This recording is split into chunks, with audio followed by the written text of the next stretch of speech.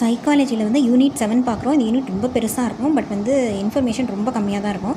குழந்தை வளர்ச்சியில் சமூகமயமாக்கும் முகமைகள், socialising agencies of child development. So இதில் வந்துட்டு ஆளுமை என்பது அப்படியே தானாக வருவதில்லை. சமூக நிறுவனங்களிலிருந்து தான் சமுதாயத்தை பற்றியும் நம்மை பற்றியும் தெரிந்து கொள்கிறோம். நம் சுய மதிப்பீடு, உணர்ச்சிகள், நோக்குகள், குடும்ப அங்கத்தினர்கள், நண்பர்கள், காவல்துறை, வேலை கொடுப்போர், ஆசிரியர், அப்புறம் அரசியல் தலைவர்கள் எல்லார் மூலமாகவும் நம்ம தெரிஞ்சுக்கிறோம்.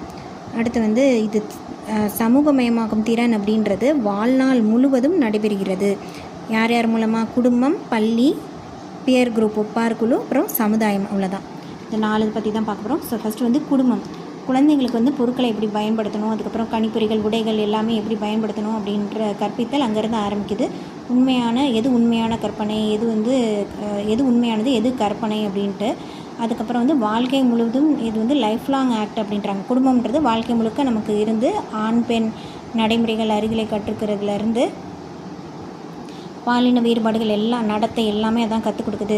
பணம் எப்படி செலவு பண்ணணும், பெரியவங்களுக்கு எப்படி கீழ்ப்படியணும், ஒத்து போகிறது எப்படி அப்படின்னு சொல்லிட்டு பிரச்சனைகளே மாட்டிக்கொள்ளாமல் இருக்கிறது எப்படி, கீழ்நிலை உள்ளவர்களிலிருந்தே உடல் வலி, அதாவது குடும்பத்திலே கீழ்நிலையில் உள்ளவங்க, அதாவது கொஞ்சம் கஷ்டப்படுற ஃபேமிலி அப்படின்றவங்க வந்து உடல் வலி தண்டனை நிறையா கொடுக்குறாங்கன்னு, குறைந்த அளவு கல்வியே அவங்களுக்கு கிடைக்குதுன்னு அவங்க வந்து கீழ்ப்படுத்தலே ரொம்ப எதிர்பார்க்குறாங்க. இதே வசதி மிகுந்தவங்க அப்படின்னா கற்பனை படைப்பு திறன் அந்த குழந்தைகளுக்கு நல்லா வளர்த்து விட்றாங்க அப்படின்னும், நடுத்தர குடும்பத்தினர் வந்து ஆர்வத்தை வளர்த்தல், தன் கருத்துக்களை வெளியிடல், அதுக்கப்புறம் வந்து சுய கட்டுப்பாடு, சிந்தித்தல், இதுக்கு வந்து இம்பார்ட்டன்ஸ் கொடுக்குறாங்க அப்படின்னு சொல்கிறாங்க. அடுத்து ஆளுமையை வளர்த்தல் வந்து பெற்றோர்கள் வந்து பரிசு கொடுத்தல், தண்டனை, இது மூலமாக வளர்க்குறாங்க. குடும்பம் ஒரு சமுதாயம் போல் இருந்து தம் வேலையை சிறப்பாக செய்யும் வயது வந்தோராக அவங்கள மாற்றுறதுல குடும்பம் பெரும்பங்கு வகிக்குது.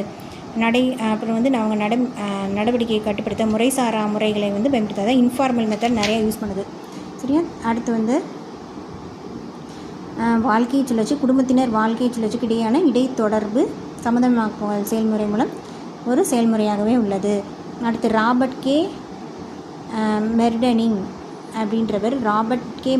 அப்படின்றவர் குடும்பமே அடுத்த வம்சாவளியினை வந்து கலாச்சார பண்புகளை எடுத்து செல்லும் முக்கிய சாதனம் அப்படின்னு சொல்கிறாரு. இப்போ கூட்டு குடும்பம் அற்ற நிலை ஒன்றை விட, அதாவது சில பேர் வந்து சிங்கிள் பேரண்ட் ஃபேமிலியெல்லாம் இருக்கும்.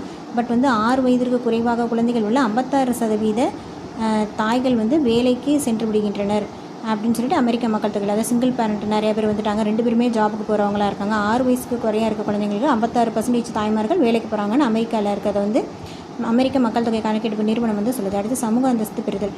பெற்றோர்கள் தம் குழந்தைகளை சிறப்பாக வளர்க்குறதுக்கு வந்து பொருளாதார வசதி வந்து ஒரே ஒரு பெற்றோர் இருப்பாங்க இல்லையா, அவங்கள்ட்ட தான் வந்து பொருளாதார வசதியும் அதிகமாக இருக்க ஒரே ஒரு பெற்றோர் தம் குழந்தைகளை சிறப்பாக வளர்க்குறாங்க அப்படின்னு ஒரு